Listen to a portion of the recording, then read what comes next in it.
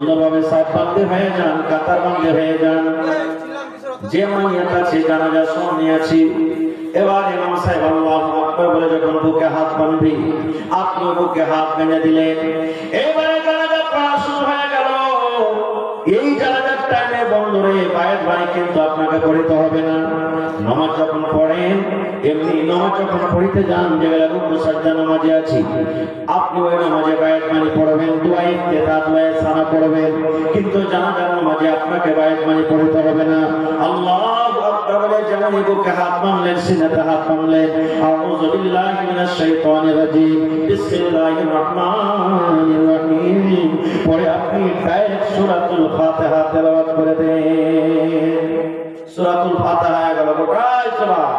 তারপরে পড়েন বিসমিল্লাহির রহমানির রহিম, আর একটা সূরা পড়ে দেন, সূরা ইখলাস পড়ে দেন, সূরা নাস পড়ে দেন, সূরা ফালাক পড়ে দেন, সূরা আর অন্যান্য যেগুলো আপনার আসান হবে সূরা পড়ে দেন। এবার দুইটা সূরা হয়ে গেল আপনার। প্রথম আল্লাহু আকবার বলে বুকে হাত বাঁধলেন, আর আউযু বিল্লাহ বিসমিল্লাহ বলে দুটো সূরা আপনি পড়ে নিলেন। তারপরে নবী বলেছেন আল্লাহু আকবার বলে আবার তুমি এইখানে তাকবীর পড়ো, এখানে তুমি আরো একবার আল্লাহু আকবার 2 নম্বরে তাকবীর পড়ো। এবার 2 নম্বর যখন আপনার তাকবীর হয়ে গেল, এখন আপনাকে দুরূদ শরীফ পড়তে হবে। আল্লাহুম্মা সাল্লি আলা মুহাম্মাদ ওয়া আলা আলি মুহাম্মাদ কামা সাল্লাইতা আলা ইব্রাহিম ওয়া আলা আলি ইব্রাহিম ইন্নাকা হামিদুম মাজিদ। আল্লাহুম্মা বারিক আলা মুহাম্মাদ ওয়া আলা আলি মুহাম্মাদ কামা বারাকতা আলা ইব্রাহিম ওয়া আলা আলি ইব্রাহিম ইন্নাকা হামিদুম মাজিদ। তারপর আল্লাহু আকবার 3 বার আপনার তাকবীর হয়ে গেল। এবারে আপনাকে জানাজার দোয়া পড়তে হবে। যে দোয়াটা আমরা মাসুর বেশিরভাগ পড়ি, এটা পড়েন কিংবা মাইয়াতের জন্য এটা খাস দোয়া আছে, সেটা আপনি পড়তে পারেন। আল্লাহুম্মা ইগফির লি হাইয়িনা ওয়া মাইয়াতিনা ওয়া শাহিদিনা ওয়া গায়বিনা ওয়া সাগীরিনা ওয়া কাবীরিনা ওয়া যাকারিনা ওয়া উনসানা। আল্লাহুম্মা মান আহইয়াতাহু মিন্না ফাআহইহি আলাল ইসলাম ওয়া মান তাওয়াফাইতাহু মিন্না ফাতাওয়াফাহু আলাল ঈমান। আল্লাহুম্মা লা তাহরিমনা আজরাহু ওয়া লা তাফতিননা বা'দা ওয়া লা তুযিল্লানা বা'দা। এই দোয়াটা আপনি পড়ে দেন, কিংবা অন্য দোয়া আছে সেগুলো পড়তে পারেন। এবার আল্লাহু আকবার বলে 4 নম্বরে তাকবীর পড়লেন। ডাহিন দিকে আসসালামু আলাইকুম ওয়া রাহমাতুল্লাহ, বাম দিকে আসসালামু আলাইকুম ওয়া রাহমাতুল্লাহ। একদিকে সালাম ফেরেন তাও হয়ে যাবে, ওখানে কাজিয়া লড়াই ঝগড়া করতে হবে না। কেমন ফতোয়া একদিকে সালাম ফিরে দিয়ে নামাজ হয়ে গেল, ওটা হাদিস আছে ভাই, এখানে ঝগড়া লড়াই করতে হবে না। যদি কোনো ভাই, কোনো মাওলানা, কোনো ইমাম একদিকে সালাম ফিরে দেয়, তা আপনার ওটা নামাজ হয়ে যাবে, ওখানে লড়াই ঝগড়া করতে হবে না। কিন্তু ইমাম সাহেবকে বলতে হবে ভাই এটা হাদিসে আছে, আপনাকে একদিকে সালাম ফিরলে নামাজ হবে, ওটা ইমাম সাহেবকে আগে জানিয়ে দিতে হবে, কারণ সবাই তো পড়ালেখা থাকে না, এই জন্য পরে তাহলে ঝগড়া করা হবে না। এবার জানাজা শেষ হয়ে গেল, জানাজার নামাজ শেষ হয়ে গেল। এবার আমরা কি করি, কত ভাই জানাজার নামাজে যখন খাড়া হই, চাপ্পাল খোলার স্ট্যান্ডার দেখবেন, কাইপিং দেখবেন, চাপ্পাল থাকি বাদ না খায় হটিয়ে চাপ্পালের ফিতাটাকে খালি পা থেকে হটিয়ে ফের চাপ্পালের পরীক্ষা হবে। এটা চাপ্পাল খোলা হলো না। আপনি এখানে আছে, আমি যদি খালি কিল তুলে দিয়ে বের, তো কি বলবেন, খালি লাইন লাগলি মারা হলো, চোখাটা মেরে হয়ে গেল। আমরা বলি কি বলি না, তো পা থেকে খুলে যখন দিলেন, আপনার শখ আছে ওকে খুলে হটকে দেন ভালো করে, যে 2 পায়ের মাঝখানে রেখে দেন। আপনি বলেন যে না আমি খালি ফিতাটাকে হটকাবো, তো এরকম করে খুলে কি দরকার, ওই পিঞ্জে থাকে, আপনার হলে ওকে খুলে আলাদা করে হটকে দেন, দুটার মধ্যে একটা করে, আর ফিতাটাকে হটকে চাপ্পালের পরে দাঁড় হয়ে তার বললাম আমি চাপ্পাল খুললাম। এটা কোন চাপ্পাল খোলা গেল জি ভাই, এটা হলো না। এবার মাইয়াকে ভালো করে আমরা কোথায় যাই, কবরস্থানে চলে যায়। দোয়া আপনার মধ্যে দাঁড়িয়ে আছে, বাংলাতে পড়ে আরবি তারা পড়লে আল্লাহ এই মাইয়াতকে তুমি মাফ করো, এরপরে তুমি দয়া করো, আল্লাহ কবরে হিসাব দিতে হবে, আল্লাহ উপরে তুমি ওকে কায়েম ও দাইম রাখো, ঈমান আল্লাহ রাখো। এই দোয়া আপনার মধ্যে চলতে আছে, দুনিয়ার কোনো গল্প হবে না এই জায়গাতে। এবার কবরে চলে গেলেন, সালাম দিতে হবে।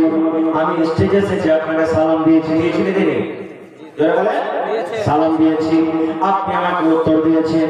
আল্লাহ রাসূলের হাদিস, ইদা লাকিতাহু ফাসাল্লিম আলাইহি, যখন কোন মুসলমানের সাথে তোমার দেখা হবে তাকে তুমি সালাম দাও। এটাই একটা মুসলমান আর একটা মুসলমানের হক। আল্লাহ রাসূল বলেছেন, কবরে তোমার মা সীতা আছে রে, তোমার আব্বা সীতা আছে, তোমার দাদা দাদি নানা নানি সীতা আছে, কত মুমিন মুমিনা কবরে সীতা আছে। ওইটা বলে ওদের দেশ, ওইটা বলে ওদের জায়গা। কবর থেকে তোমার কাছে কোনো খবর আছে না। দুনিয়ার খবর পাওয়া যায়, কিন্তু কবরের কোনো খবর পাওয়া যায় না। কবরের খবর পাওয়া যায় না। বেটা সৌদিয়া চলে গেছে, রাত করে গল্প করে না।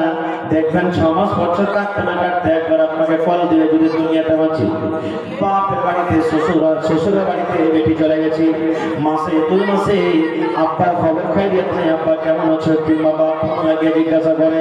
ওরে আল্লাহ, বন্ধুরে, যে মা বাপ আমার আব্বার জন্য কত কষ্ট করে লালন পালন করেছে, কত ভাই মা বাপ কেমন আছেন, কবরে চলে গেছে, কতদিন হয়ে গেল আজ পর্যন্ত, কিন্তু কবর থেকে কোনো খবর এলো না। আল্লাহ নবী বলেছেন, যখন তুমি কবরস্থানে যাবে, যখন তুমি কবরের প্রাঙ্গণে হাঁটবে, ওরাকে তুমি সালাম দাও, ওরাকে সালাম দাও, ওরাকে সালাম দাও। কেমন করে সালাম দিতে হবে? ওদের সালাম হলো আলাদা, ওদের সালাম দেওয়ার নিয়ম হলো আলাদা।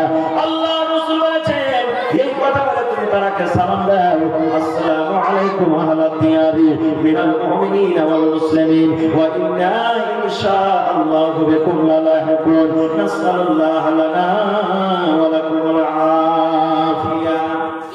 এটা জানি তো, কত লোক জানে? আসসালামু আলাইকুম আহলাদ দিয়ার।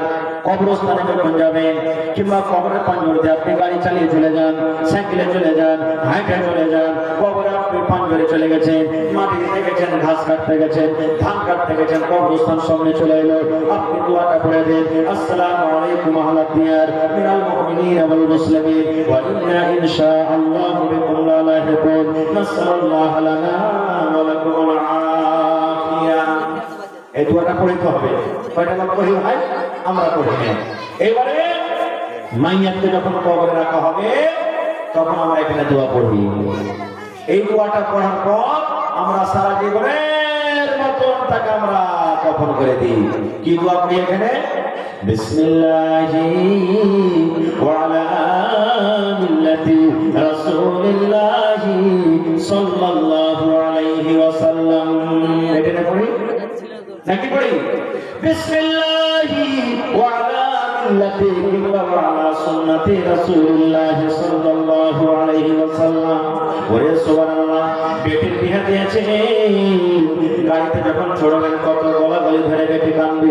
সুবহানাল্লাহ, আজকে বেটাকে বিদায় করবে, কবরে যা আপনি বেটাকে রেখে দিলেন, কবরে মাকে রেখে দিলেন, কবরে বিবিকে রেখে দিলেন, কবরে স্বামীকে রেখে দিলেন। ওরে সুবহানাল্লাহ, কেউ সেবার চলে গেল, শেষ হয়ে গেল রে বন্ধু। বিসমিল্লাহি ওয়া আলা মিল্লাতি রাসূলিল্লাহি সাল্লাল্লাহু আলাইহি ওয়াসাল্লাম। শ্বশুর বাড়ি বেটি চলে গেল, আবার দেখা হবে। আল্লাহ রে, বেটি চলে গেল শ্বশুর বাড়ি, আবার দেখা হবে। গ্রামের বেটি চলে গেল শ্বশুর বাড়ি, আবার কোনোদিন বাড়ি আসতে গেলে দেখা হবে। কিন্তু ওইটাই এমনই বাড়ি, কবরটা এমনই একটা ঘর, জীবনে আর কোনোদিন দেখা হবে না। এবং তাকে এই কথাটা বলে আমরা দফন করে দিই। কাহা আহবাবনি দফন কে ওয়াক্ত अब हम वहाँ का हाल क्या जाने, कहा अहबाबनी दफन के वक्त अब हम वहाँ का हाल क्या जाने, यहाँ तक आपकी ताज़ीम कर दी, आगे आपके अमाल जाने। दफन করে আমরা মনে বলি, ভাই রে শেষ দফন করে দিল, বিসমিল্লাহ বলে 3 খাওয়ার মাটি দিয়ে দিল। এখন ইয়ার আগে ভাই আমরা আর কেউ যাব না। তুই জানিস আর তোর কে জানে? আমল জানি। আল্লাহ রাসূল বলেছেন, মানুষ যখন মরে যায় 3টা জিনিস তার সাথে যায়। কয়টা জিনিস? জোরে বলেন। 3খানা জিনিস যায়। আমি মরে যাব, আমার সাথে 3টা জিনিস যাবে। আমার মাওলানা মরে যাবেন, 3টা জিনিস যাবে। আপনি কবরে চলে যাবেন, 3টা জিনিস যাবে। আমার মায়েরা খারাপ যেদিন কবরে চলে যাবেন, 3টা জিনিস যাবে। আল্লাহ রাসূল বলেছেন, প্রত্যেক মানুষের সাথে সাথে কবর তার 3টা জিনিস যায়। 3টা জিনিসের মধ্যে 2টা জিনিস ফেরতে চলে আসে, আর একটা জিনিস কিন্তু কবরে যায়। বলবেন মাওলানা 3টা তিনটে জিনিস কি কি দয়ার নবী বলেছেন, এক নম্বর মানুষের সাথে যাবে কবরে মাল। কি যাবে? মাল। বলবেন কেমন কথা যে বলো না, মাল কোন মাল দেবে? এটা আমি ঘড়ি পিন্দা আছি, মরলে ঘড়ি আর রাখবে না।